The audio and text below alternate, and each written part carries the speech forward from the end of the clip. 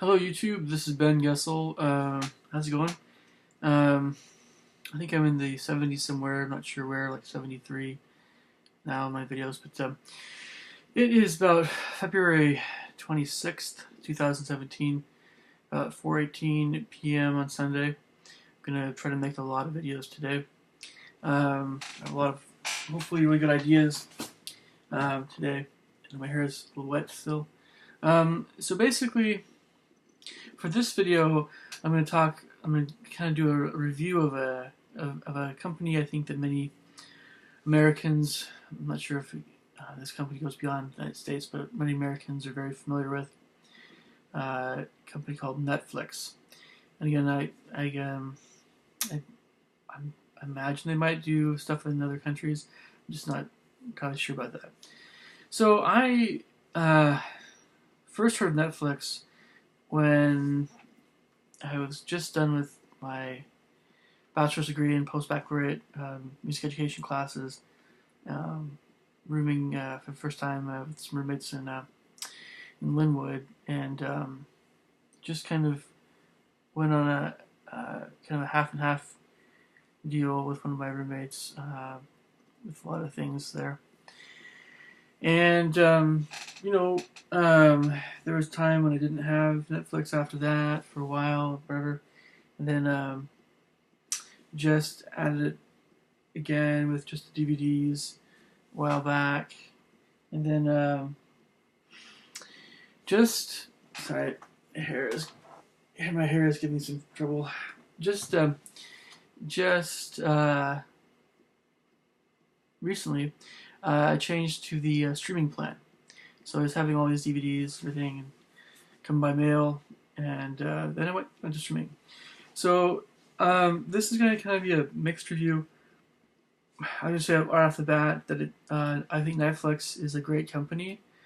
Actually, yeah, it's really, really great. For what it does, it's far and away better than anything else. I know there's some folks I talk to that are very fond of Amazon Prime or Hulu or whatever. I don't watch TV shows. It's just something I just don't do. If there are any exceptions to that, it would be somebody I know who's very fond of a show that typically I would be roommates with or whatever. And we'd share a TV, and I come to just kind of, oh, okay, So, but, or something, there's sometimes, occasionally, times they're a little different than that, but most TV, actually, vast majority of TV shows, I think, are dumb. So, they're just dumb. But, I can understand some folks that are very fond of, I guess, shows like House or Supernatural or something. I know the kinds of shows that would have a certain kind of appeal to them for certain kinds of folks, but it's just that why would you want... Okay, I'm getting away from Netflix a little bit. I'm just going to summarize this thought about TV shows. When I was younger, back in the days of, I just remember the days of analog TVs, there were some shows that I thought, because a lot of times what was available, really, unless you had went to the library and got some VHS movie that was oftentimes geared for kids, and I was a kid then, so unless it's something like that, and I guess you get to the point where you could record movies, but you had to be there to record it. I don't remember, that was a long time ago. But a lot of times what you simply had on TV at one point was just whatever was on broadcast stations, and then I guess they had cable. I remember just the basic channels in the Northwest, Seattle area, Channel 4, Como 4, King, Channel 5, Cairo, Channel 7, KCW, Channel 11. Okay, so then it was KCTS, Channel 9, which is like the PBS thing. And then they had KCPQ 13, and then they had a few other ones after that. Those were our basic channels that we had. And so whatever was on TV just was on TV. So most of what was on TV was generally TV shows, and we looked forward to like a movie. I remember that, like a movie, Disney movie. Things have really changed. They have changed a lot, since I was a boy, and I mean, so and this has to do with Netflix. We'll get back to Netflix in a sec. So, just I just remember, yeah, it's just a very different thing from the '80s, and so you now have this is our media options. You have YouTube for one, which is just endless videos made by everybody, all kinds of people. You could just watch that for forever. And then you have another, you even have free movies there too, and you have all kinds of stuff on YouTube. Not to mention all the other websites that have movies and that sort of thing, viewable kind of content like that. There's a bunch of them that are smaller than YouTube, some bigger, some smaller. And like I mentioned, Hulu and Amazon, I don't know how they work. And then there's other ones as well. And there's music streaming things, Spotify and Pandora and stuff. But there's also, along with all the online things, of course, there's Netflix. And then we also still have, of course, our regular TV, which is fewer and fewer people have, or they're getting the satellite and they're getting all the different channels or something. And then there's the whole Comcast versus other guys Frontier issues or so yeah, so because there's so many things online, there's just a lot, and of course there's always been movies, but fewer people go to movies as well. So Netflix has tried to capitalize on all this stuff going on.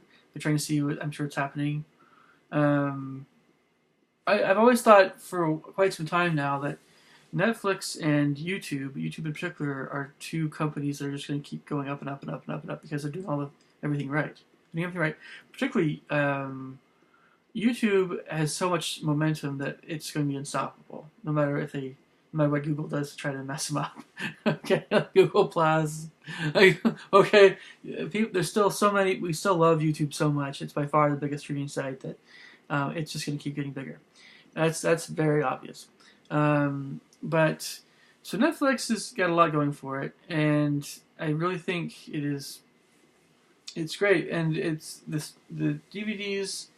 I was rarely critical of their DVD collection, but I got to the point where I couldn't find too many what I would call 5-star movies. And that just has more to do with the reflection of Hollywood, really, because the DVDs that Netflix has are generally Hollywood, but they're also across all the independent European, Eurocanal type movies and a lot of other independent movies now.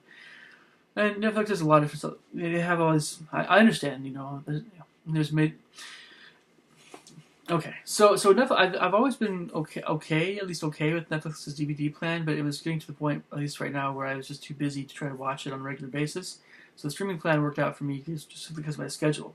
I was just getting that much busier, and I didn't want to have to keep putting things in the mail, and there's the whole mail thing issues with other things. And okay, so so with streaming on Netflix, I've only seen the streaming things on a few other places. Some folks I know, but my parents, I think, maybe have it. I'm not sure if they do, but they're going to go to that eventually. But in fact, my parents have there's a whole complicated thing that they have to work out with their whole TV system, which anyway. So yeah. But basically, getting back to Netflix a little bit, their streaming material content on DVDs are what I often have liked. So that's why I've stayed with DVDs so long with Netflix. But the streaming is, I've only started getting, I'm somewhat familiar with it again because I've seen it in a few other places. But it's the convenience of it, really, that I think to me is the big, awesome thing. I know that the streaming thing for Netflix is more geared toward TV shows a little bit, like, and then the original content, the original content, the things that they can say, oh, this is made specifically for Netflix.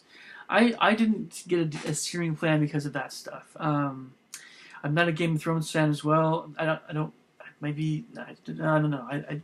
That's just not me, and I can understand some people liking it, and they fast forward the bad parts and everything. And I think it goes without saying, and maybe I've commented on this before, but I think Europe is spectacular I love Europe and all medieval things, and but I just what yeah yeah, maybe at some point I'll get into that kind of thing. But there's a lot of those things, like Orange is the New Black and all these other shows. 98% of the shows, reality or otherwise, that have been out for a while on TV or that are on Netflix, I just think are dumb. So it's that 2% that I'm either mildly curious about or curious about. And Netflix, even the streaming, I've noticed the movies, they have enough going for them that I think it would work out just fine. Um, so, yeah, I mean, like, it's kind of... So, but getting back to the original, topic here, review of Netflix, overall review of Netflix. I wanted to make this one not too long. Yeah, I mean, on a scale of 1 to 10, I'd give the company right now easily a 9. They're doing so many things right. Their prices are so low. And everyone loves being able to watch something in the room without any fidgeting. It's an automatic month by month thing. And gosh, how awesome is that? And you have tons of stuff to choose from. You really do. And if something isn't on Netflix, if it isn't on Netflix, then all I have to do, and right now, at least in my living situation, everybody's a little different, but my landlord pays for TV. So there's additional TV things. He has the cable right there. And the TV's generally often free, and the DVR, he has DVR, he has Comcast or something. And then if I can't find something on Netflix or there, and maybe you'll find on YouTube. I found things on YouTube that don't exist in either, arena. And there's always libraries, but nobody really goes to libraries for videos anymore. So, I don't know, maybe they do. I think libraries are becoming kind of fossilized, and I hope that, I think you'll always have college libraries. I think college libraries might at some point take in all the, a lot of the books from public libraries. Well, you'll still have public libraries, but I imagine they just won't, they'll start shrinking in number, and maybe consolidating. And I know it's tough for people in library science. Hopefully they can use that degree for... Well, I don't want libraries to get lower in number, but... maybe they can kind of shift a little bit of the direction of what they do. Maybe, again, more computer-oriented types of things. I'm sorry, but getting back to Netflix again, it's just that this subject it touches on so many things. Okay. With Netflix's content, what they have that I really enjoy, what I've enjoyed in the past, hasn't been fantasy. They don't do fantasy very well, which is a big down. This is the reason why they're not a 10, really. I would give them a 10 if they had, but that's more of a general complaint about Hollywood and other things. There's just not a lot of fantasy movies, period, that I think are really what we want to see. Just not a whole lot. I don't know. I mean, I know the ones that have come out more recently in the last decade, that are fantasy adventure that are okay. But a lot of times, fantasy adventure is very, it's considered like, there's a lot of things that are made specifically more for kids. Like, I have a feeling this movie is made for kids. That's not really what I had in mind. So, yeah. So, but so it's not really. It's not. I can't really blame Netflix. It's more of just the general everything.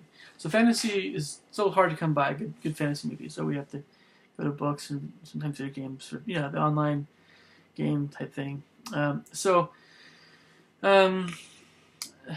Netflix has a lot of B budget ish scary movies and B budget ish fantasy. Sci-fi, whatever. But where Netflix really shines, I think, what really shines is the stuff from Europe and the some of the indie movies. And they do a lot of documentaries, but I've never really been into documentaries as well either. Yeah, I mean, it has enough going. His company has enough going for it in the area of content that I think it'll be good to go. I have a phone call. I do apologize. I'll talk to you guys later. Thanks. Bye.